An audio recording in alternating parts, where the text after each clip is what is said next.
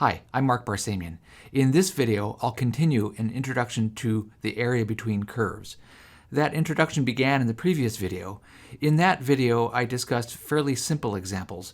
In the current video, I'll move on to more sophisticated examples. The reading is from section 6.1, the area between curves, and just a couple of pages near the beginning, these three examples, 3, 4, and 5. The homework is this collection of 6 exercises, 3 from the Barnett book and 3 from another book. They're all in the MyLab system. Recall the theorem that was introduced in the previous video, a theorem about finding the area between curves for a simple region. Remember that that phrase refers to unsigned area. Remember the issue. We have only one mathematical tool for finding area. It's the definite integral, and it finds signed area. So the question is, how do we use that tool to find unsigned area? And that's answered by this theorem. If you have a situation where you have a top function that's continuous and a bottom function that's continuous, and the bottom function has y values that are less than or equal to the y values on the top function on a whole interval, then we call that kind of region a simple region, and the unsigned area for that region is given by this definite integral.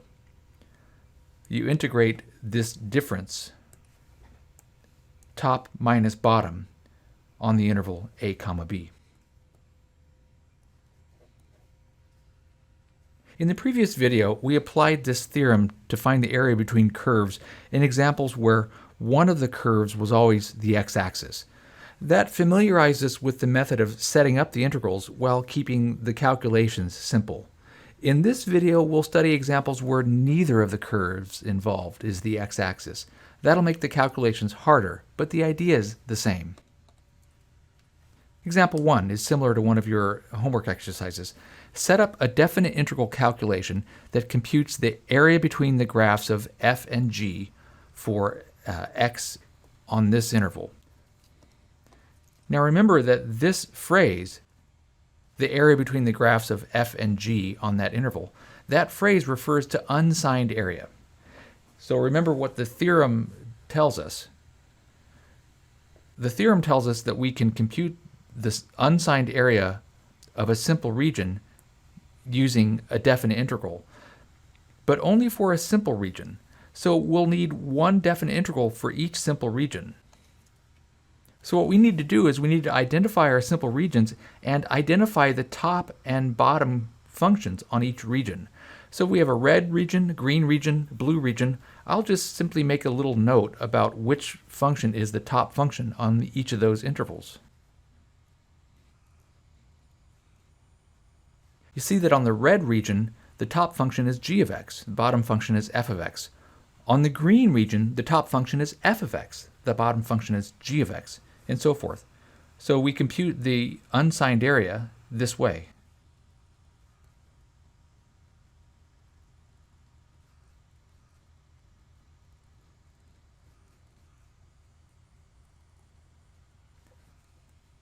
There we've set up the definite integral calculation. Notice again, there's a definite integral for each of the simple regions.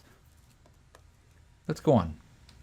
Example 2 is similar to one of your homework problems. Find the area bounded by the graphs of the equations y equals x squared plus 2 and y equals 2x minus 3 over this interval. Give an exact simplified answer. How do we solve this? We're not given a graph, and the theorem has a central feature being this graph where there is a top and a bottom function. We can't solve this problem until we have an idea of what the regions are that we're trying to compute the area for.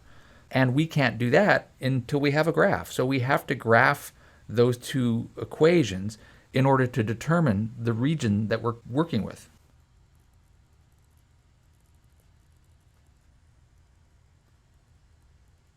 We'll graph y equals x squared plus 2 using transformations.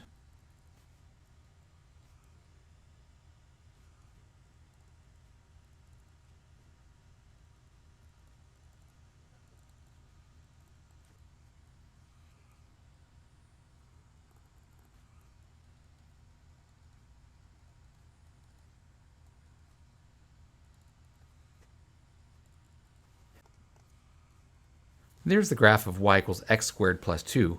We can make a cleaner graph of that with the graph of y equals 2x minus 3 down below.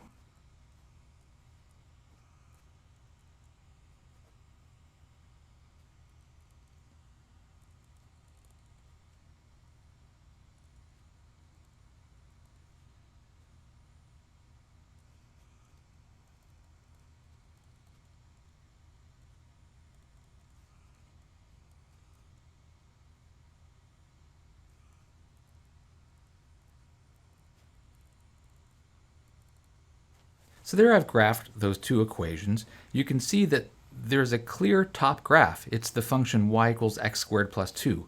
And there's a clear bottom graph, y equals 2x minus 3. So we have this simple region, so we can set up the definite integral for it. I'll put it over here on the side, but then we'll actually do the definite integral on the next page.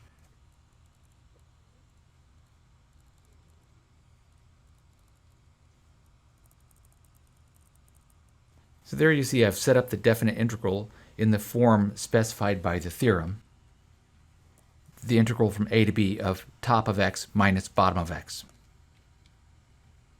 I'll copy this integral down to the next page. When we scroll down, we'll find it there. There's the integral copied here. Now before we compute this integral, it's very important to simplify the integrand before integrating.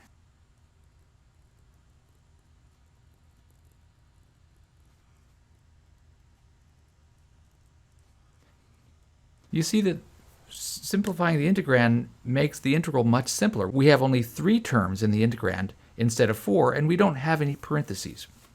Now we proceed as usual for definite integrals. I'll use the fundamental theorem of calculus to replace this definite integral with the computation involving an indefinite integral.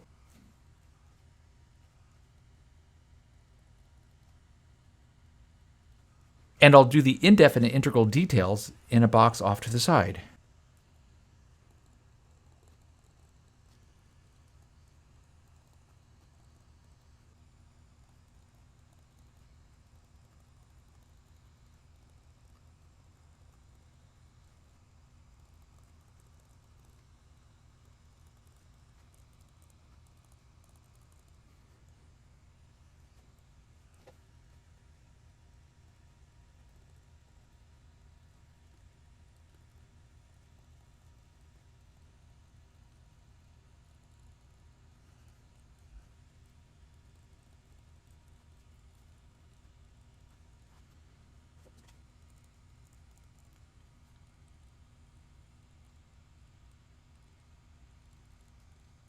There you see our answer is the number 42. That's the unsigned area of that blue region.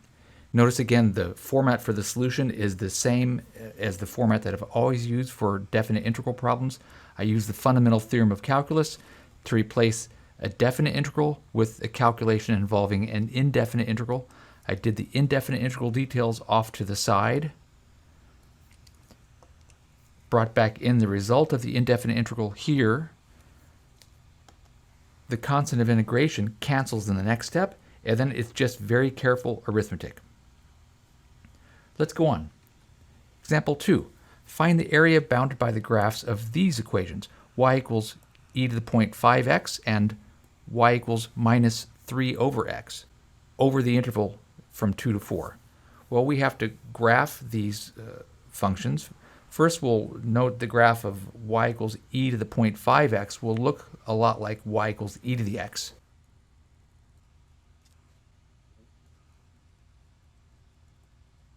To get the graph of y equals minus 3 over x, we should start with the graph of y equals 1 over x and then do transformations.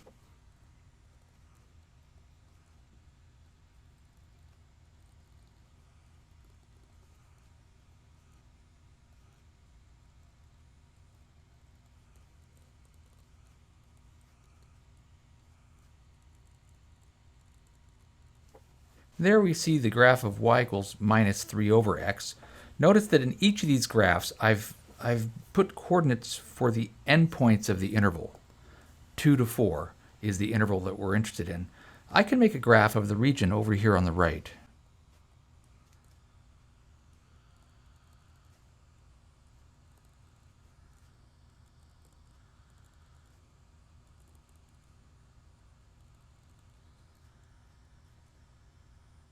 There's the region that we need to find the area of. Now you see that it's possible to identify the top graph on that whole interval is this equation.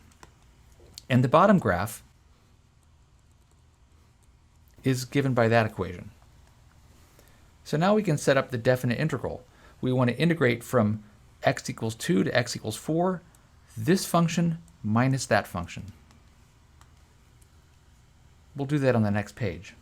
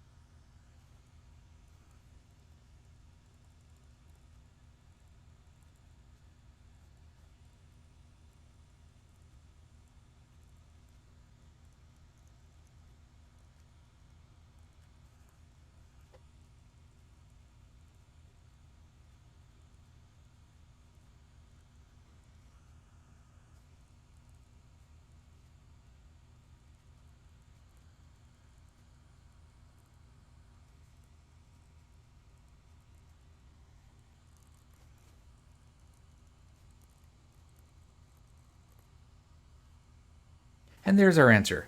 The exact answer written in symbols. The only way to write it exactly is to use these symbols.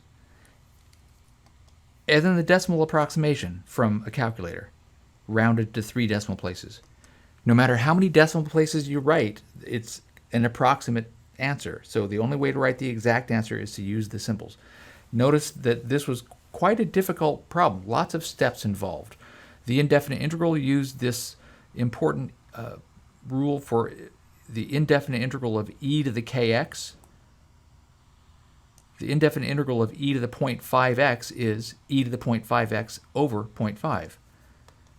We use the fact that dividing by 0.5 is the same as multiplying by 2. The constant of integration shows up and then gets canceled in the first subtraction step. And we had to do a lot of simplifying of logarithm expressions. Absolute value of 4 is just 4. Absolute value of 2 is just 2.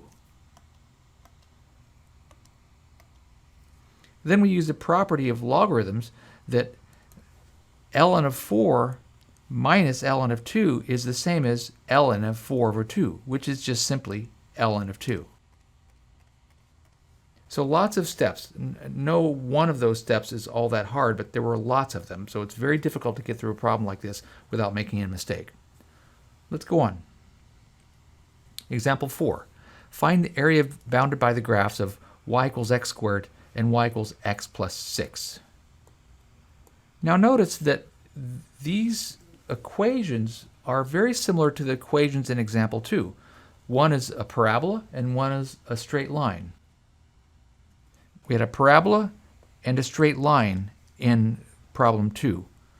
But we were also given an interval in problem 2. In the current example, we're not given an integral. So we have to graph these equations and figure out what's going on here.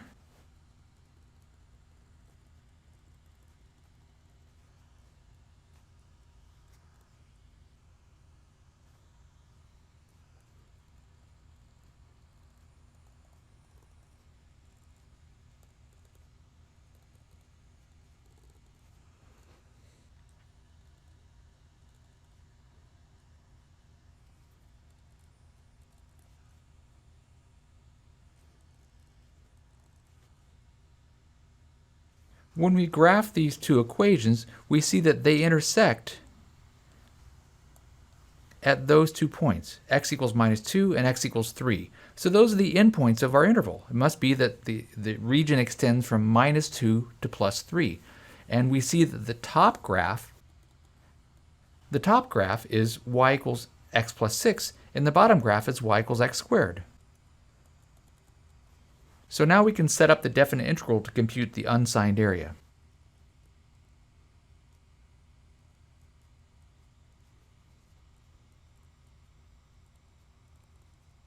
We'll compute this on the next page.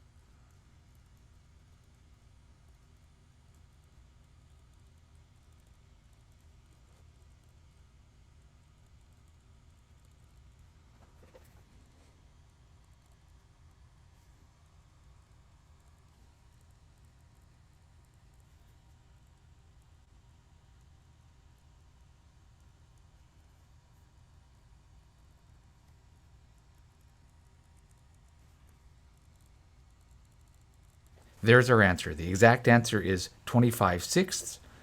The approximate answer, rounded to 3 decimal places, is 20.833. Lots of arithmetic again.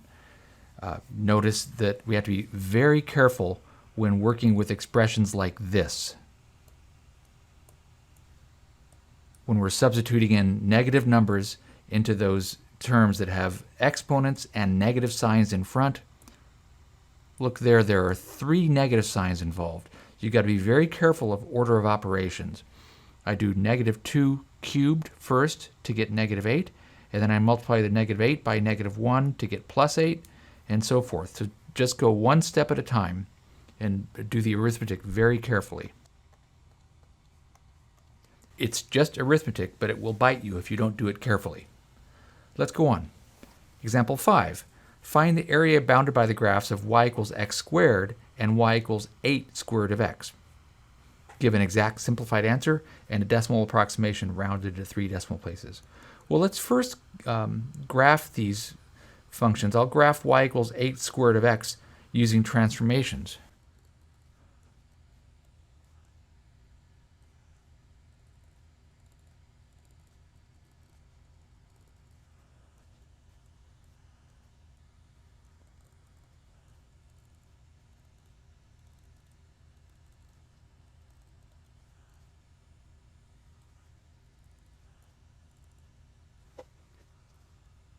We see that those graphs cross at the origin and at 4, 16. So our interval must be the interval from 0 to 4.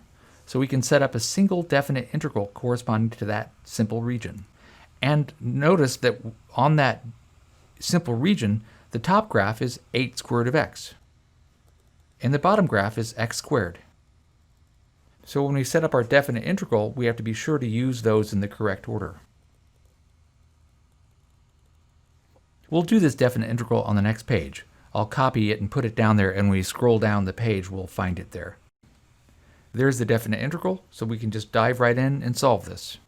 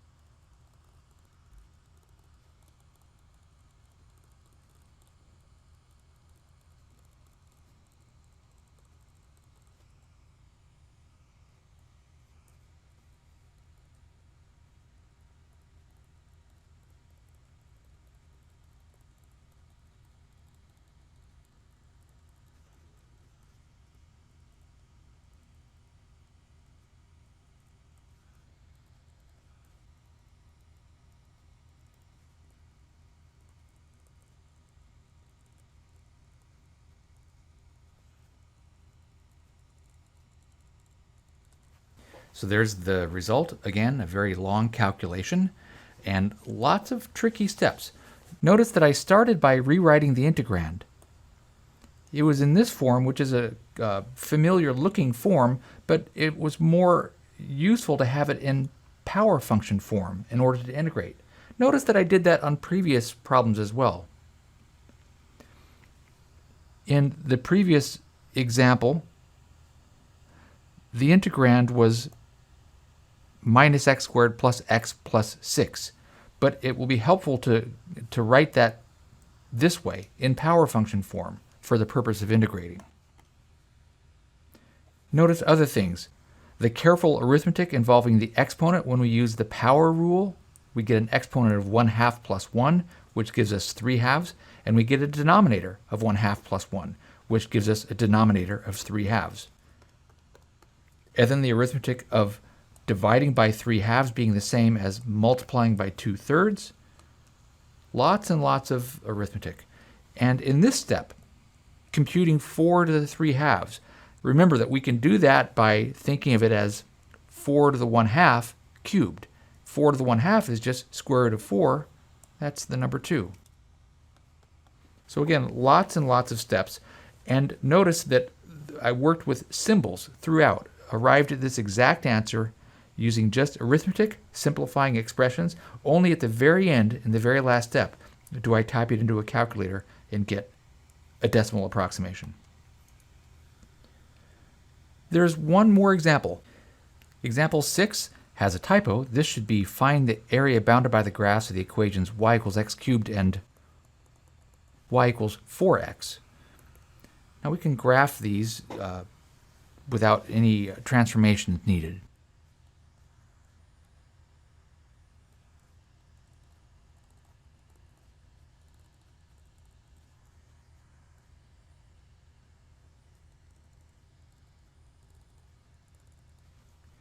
There are the graphs. We see that they cross at x equals -2, and they cross again at x equals 0, and they cross again at x equals 2. So there are actually two simple regions, a left region that I'll shade in green, and a right region that I'll shade in red. On the left region, the top graph is y equals x cubed. And the bottom graph is y equals 4x.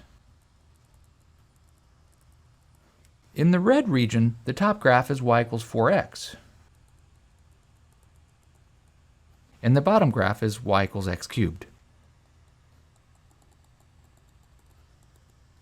So when we set up the definite integral calculation, we'll need two definite integrals, one definite integral for each simple region.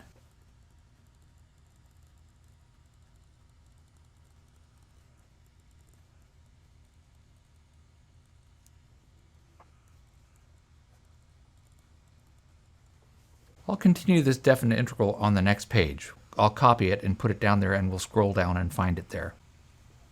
So there's our definite integral. We can get right to work.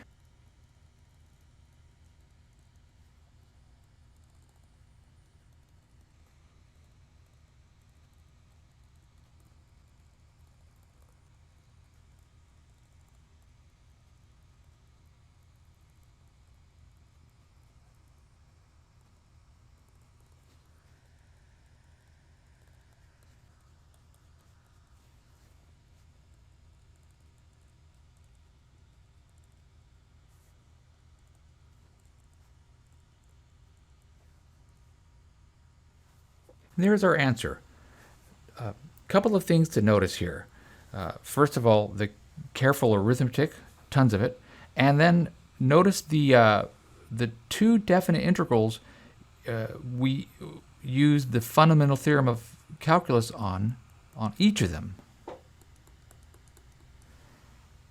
So this calculation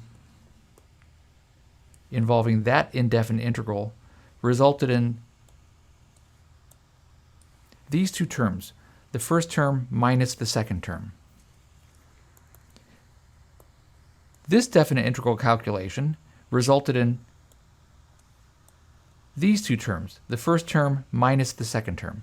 So there's a minus sign here, there's a minus sign here, But in between these two bracketed expressions, the green bracketed expression and the red bracketed expression, there's a plus sign because we're adding those two integrals together.